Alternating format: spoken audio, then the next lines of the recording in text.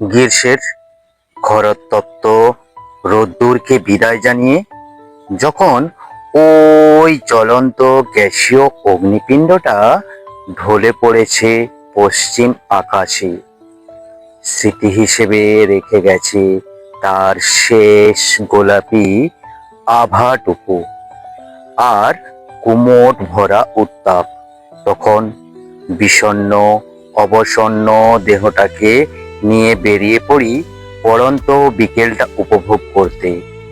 মৃদুমন্দ বাতাস ধানের খেতে দোলা দিয়ে যায়, সবুজের সমারোহে অচেনা কয়েকটা পাখির ডাকে বিষণ্ণ হিয়া আবার নতুন করে প্রাণ ফিরে পায়।